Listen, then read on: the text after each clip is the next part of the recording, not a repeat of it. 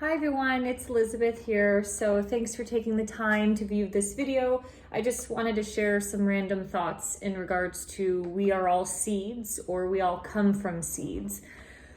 You know, as we emerge through this battle between the artificial and the natural world, in my opinion, the more inorganic side of life has absolutely no respect for any deeper intelligence or wisdom of life. And I call this my little therapy window.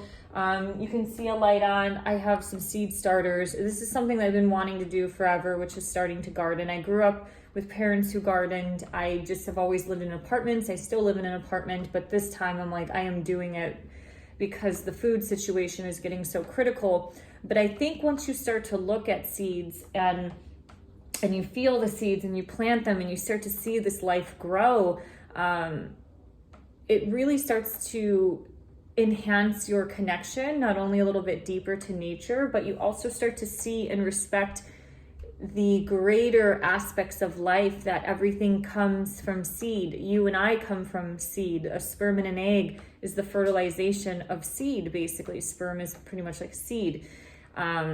You look outside and look at in Seattle here, we have tons of rosemary bushes, and these are huge. They're monstrous bushes, and it all starts with something that's like the size of a little like pinpoint that you would mark on a piece of paper. It is absolutely fascinating. I think I should probably do another video in regards to kind of how to do seed starters. But when you just see life emerging just through the basics of soil, light, and water, you really see how all the four elements of life start to enhance and grow everything. So everything from a spiritual basis starts to become very logical, very scientific, very artistic as well. And it is just absolutely stunning just to see life regenerate this way. And it makes me not understand the other form of life at all that completely disregards nature and its natural process and thinks that the human and its ego has, the greater intelligence or wisdom to override this natural intelligence that has been reproducing itself for an extremely long period of time. So we use the word seed a lot in these kind of spiritual talks, like, oh, I'm going to plant the seed in your brain.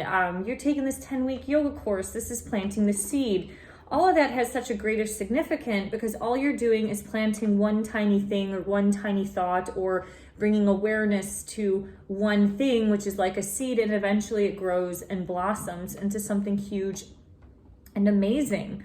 The mustard seed in itself is a very important part of the Bible. It's in the Bible, I think, quite a bit. I have it pulled up here. Okay, so in the mustard seed in the Bible, say Matthew 17:20, he said to them, because of your little faith, for truly I say to you, if you have faith like a grain of mustard seed, you will say to this mountain, move from here to there, and it will move, and nothing will be impossible to you.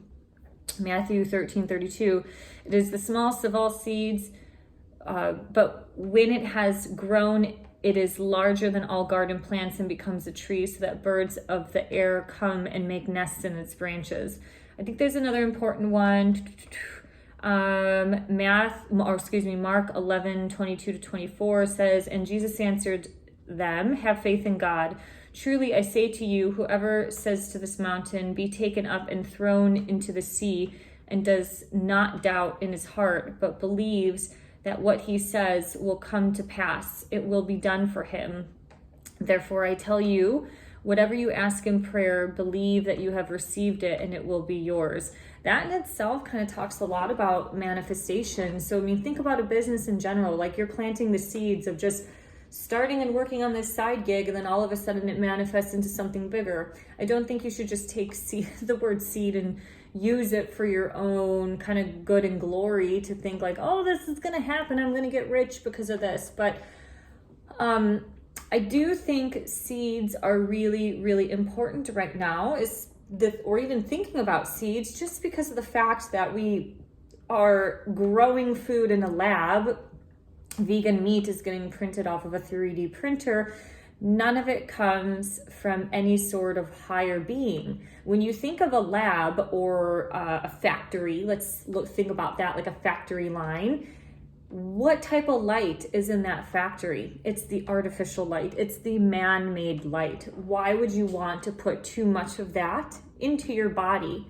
When you look at a seed, it needs light, specifically natural light. It also needs air and water. Seed needs warmth in order for it to blossom, in order for it to germinate and then grow and blossom. So gardeners, I've known this for a long time, people who've gardened have a completely different outlook on life. And I do think even if they are the non-spiritual ones or the non-religious ones, I think there's just this inherent aspect that's within our human DNA, because we are parts of nature and we are seeds ourselves, that we are a part of this organic process on this planet. The communion between earth, animal, and man, land, sea, and air, all of this is so interconnected, and we need all of it to thrive in order to survive. I just think I wish I could show you, I probably could show you a little bit here, just so my camera doesn't fall, but it's like we have a seed that is almost this big, and it is now turned into little tiny plants. So here are some basil and tomatoes, which I'm coming to discover are the two easiest things to grow and germinate. Eventually one of these is going to go into a 16-inch diameter pot, and it's going to grow into a big thing that we eat. It's, to me, very, very fascinating and amazing at the same time.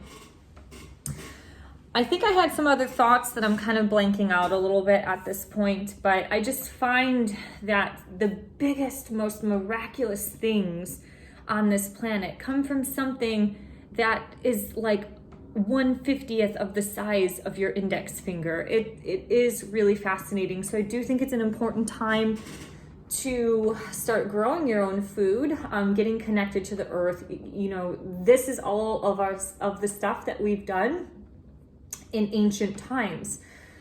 As I mentioned before, I've worked in fitness for 15 years, and I've seen people get on and off these bandwagons of trends. And I do think part of the reason why the paleo trend went crazy is because people have this instinct to want to live like our ancestors, or live like the elders and the ancients, how they once did.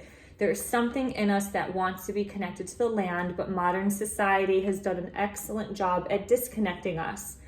Even though, depending on whether you're, religious or you believe in the pagan thing, all of those people back in the dark ages, from zero to pretty much almost, let's just say the early 1900s, where the first industrial revolution started, everybody was so interconnected to nature, not only through farming, understanding war techniques, and understanding how nature gave them certain strategies for either war or just survival in general. And I think, I was losing my train of thought there. So I do think seeds are really, really important to respect. I'm not going to say worship, but just have a deep respect for them and for that. And I hope that whatever seeds go out, either emotionally, spiritually, seeds that you want to plant, or physically actually starting to grow your own garden, I hope that it nourishes you in your path in life.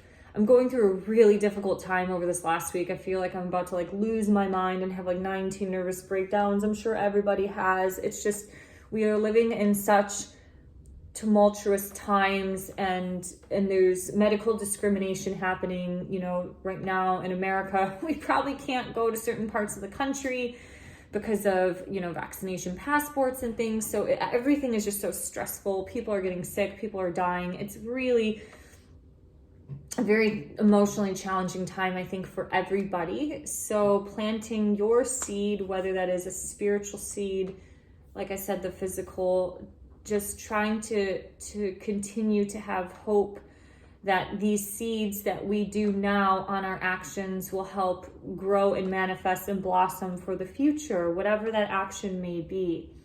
Even if it is advocacy or activism, that seed can generate a lot of action and forward movement to create change or to not have policies hinder us.